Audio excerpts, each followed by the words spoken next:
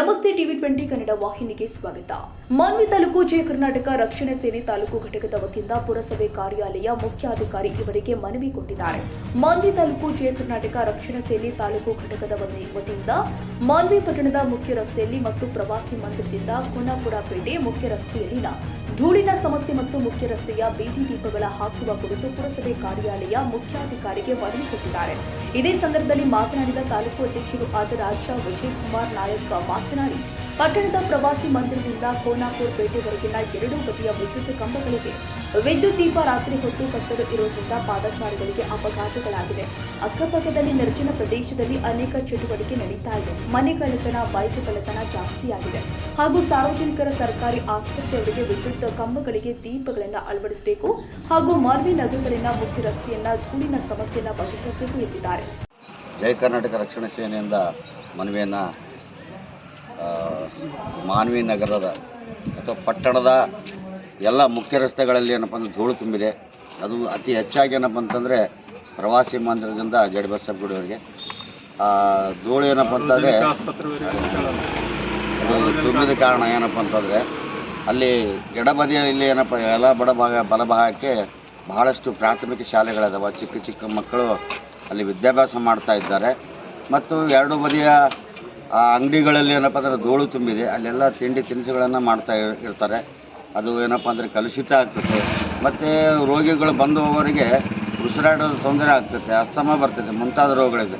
ಈ ಸ್ವಚ್ಛತೆ ಕಾರ್ಯಕ್ರಮ ಏನಪ್ಪ ಅಂದರೆ ಇದು ಸ್ವಚ್ಛತೆ ಭಾರತ ದೇಶದಲ್ಲಿ ಸ್ವಚ್ಛತೆಗೆ ಆದ್ಯತೆ ಇದೆ ಭಾಳಷ್ಟು ಇದೆ. ಅದು ಮುನ್ಸಿಪಾಲಿಗೆ ಅದಕ್ಕೇನಪ್ಪ ಅಂದರೆ ಸಾಕಷ್ಟು ದುಡ್ಡಿದೆ.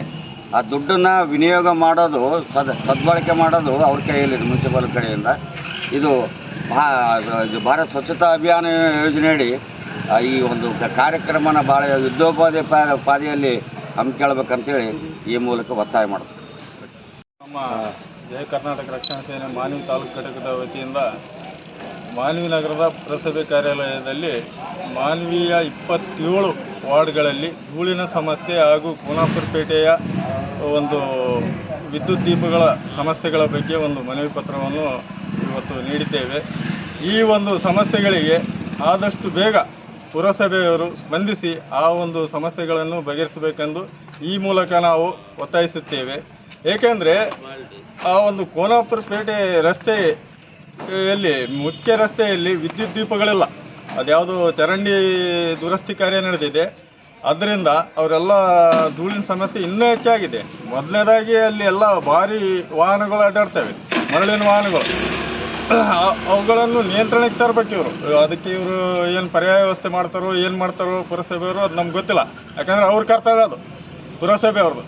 ಆಮೇಲೆ ಮುಖ್ಯವಾಗಿ ಮಾನ್ವಿ ನಗರದ ತಾಲೂಕಾ ಸಾರ್ವಜನಿಕ ಆಸ್ಪತ್ರೆ ಇರೋದೇ ಆ ಒಂದು ಕೋನಾಪುರ ಪೇಟೆಯಲ್ಲಿ. ಆ ಕೋನಾಪುರ ಪೇಟೆಗೆ ಹೋಗ್ಬೇಕಂದ್ರೆ ಇತ್ತೀಚಿನ ದಿನಗಳಲ್ಲಿ ಬಾಣಂತಿ ಏರಿದ ಒಂದು ದೊಡ್ಡ ಇಸುವಿನೇ ಆಗಿದೆ. ಬಾಣಂತಿ ಏರಿದು ಈಗ ನಾಳೆ ಅಲ್ಲಿ ರೋಡಿನ ಸಮಸ್ಯೆ ಆಗುತ್ತೆ, ಧೂಳಿನ ಸಮಸ್ಯೆ ಬಂದಿದೆ. ಅದು ದೊಡ್ಡ ಭಾರಿ ವಾಹನಗಳು ಅಡ್ಡಾಡ್ತವೆ, ಮರಳಿನ ವಾಹನಗಳು. ಆಮೇಲೆ ಅಲ್ಲಿ ಎಲ್ಲ ಕಲ್ಲಿನ ಕ್ವಾರಿಗಳಿವೆ. ಅದಕ್ಕೆ ಪರ್ಯಾಯ ಒಂದು ರಸ್ತೆ ವ್ಯವಸ್ಥೆ ಮಾಡ್ಬೇಕು. ಆ್ಯಕ್ಚುಲಿ ಇವರು ಯಾರು ಮಾಡ್ಬೇಕಂದ್ರೆ ಪುರಸಭೆಯವರು, ಸಂಬಂಧಪಟ್ಟ ಜನಪ್ರತಿನಿಧಿಗಳು, ಅವ್ರ ಜವಾಬ್ದಾರಿ ಅದು. ಆ್ಯಕ್ಚುಲಿ PWD ಅವರು ಏನ್ರಿ ಇವೆಲ್ಲ ಮಾಡ್ಬೇಕು. ಆ್ಯಕ್ಚುಲಿ ರೋಗಿಗಳಿಗೆ ಭಾಳ ಸಮಸ್ಯೆ ಆಗಿದೆ. ಆಮೇಲೆ ಕೋನಾಪುರ ಪೇಟೆಯಲ್ಲಿ ಏನಿಲ್ಲ ಅಂದ್ರೂ 5 ವಾರ್ಡ್ಗಳು ಬರ್ತವೆ ಕೋನಾಪುರ ಪೇಟೆಗೆ. ಆ ಒಂದು 5 ವಾರ್ಡ್ಗಳಲ್ಲಿ ಒಂದು ಕಾರ್ಮಿಕ ವರ್ಗ ಭಾಳಷ್ಟಿದೆ ಕೋನಾಪುರ ಪೇಟೆಯಲ್ಲಿ.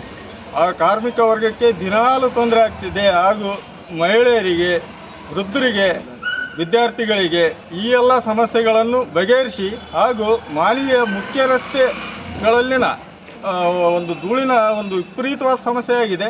ಆ ಸಮಸ್ಯೆಯನ್ನು ದಯವಿಟ್ಟು ಪುರಸಭೆಯವರು ಬಗೆಹರಿಸಿ ಇದಕ್ಕೆ ನ್ಯಾಯ ಒದಗಿಸಿಕೊಡಬೇಕೆಂದು ಈ ಮೂಲಕ ನಾವು ಕೇಳಿಕೊಳ್ಳುತ್ತೇವೆ. ಇಲ್ಲವಾದಲ್ಲಿ ನಮ್ಮ ಒಂದು ಸಂಘಟನೆಯ ಮೂಲಕ ನ್ಯಾಯ ಸಿಗುವವರೆಗೂ ಉಗ್ರವಾದ ಹೋರಾಟವನ್ನು ಹಮ್ಮಿಕೊಳ್ಳಬೇಕಾಗುತ್ತೆಂದು ಈ ಮೂಲಕ ಎಚ್ಚರಿಕೆಯನ್ನು ನೀಡುತ್ತೇವೆ. ಇದೇ ಸಂದರ್ಭದಲ್ಲಿ ದೊಡ್ಡಪ್ಪ ಹೂಗಾರ್, ಶರಣಯ್ಯ ಸ್ವಾಮಿ, ನಾಗರಾಜ್ ಶೆಟ್ಟಿ, ನಗರ ಘಟಕ ಅಧ್ಯಕ್ಷರು ಶೇಖ್ ಮುಸ್ತಫಾ, ಈರಣ್ಣ ಮಲ್ಟಿ, ಮಲ್ಲನಗೌಡ, ವೈಲ್ ಮಾರ್ಚಡ, ಹಿಲಾಲ್ ಶಾಸ್ತ್ರಿ, ಕ್ಯಾಂಪ ಹಾಗೂ ಸಂಘದ ಎಲ್ಲ ಪದಾಧಿಕಾರಿಗಳು ಉಪಸ್ಥಿತರಿದ್ದರು. ಕನ್ನಡಿಗರ ಮೆಚ್ಚಿನ ನಿಮ್ಮ ಟಿವಿ20 ಕನ್ನಡ ವಾಹಿನಿ ಇದೀಗ ಟಿವಿಯಲ್ಲಿ ಲಭ್ಯ. ಕರ್ನಾಟಕ ಮತ್ತು ದೇಶ ವಿದೇಶದ 360 ಡಿಗ್ರಿ ಸುದ್ದಿ ವಿವರವನ್ನ ಪಡೆಯುವುದಕ್ಕೆ TV20 ವಾಹಿನಿಯನ್ನು ಲೈಕ್ ಮಾಡಿ, ವಿಡಿಯೋಗಳನ್ನ ಶೇರ್ ಮಾಡಿ, ಕಮೆಂಟ್ ಮಾಡಿ, ಸಬ್ಸ್ಕ್ರೈಬ್ ಮಾಡಿ.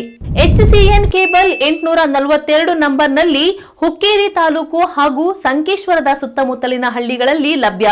PCN ಕೇಬಲ್ 129 ನಂಬರ್ನಲ್ಲಿ ಹಾರುಗೆರೆ ಸುತ್ತಮುತ್ತಲಿನ ಹಳ್ಳಿಗಳಲ್ಲಿ ಲಭ್ಯ. ರಾಯಬಾಗ್ ಡಿಜಿಟಲ್ ಚಾನೆಲ್ ಕೇಬಲ್ 80ನೇ ನಂಬರ್ನಲ್ಲಿ ರಾಯಬಾಗ ತಾಲೂಕಿನ ಸುತ್ತಮುತ್ತಲಿನ ಹಳ್ಳಿಗಳಲ್ಲಿ ಲಭ್ಯ.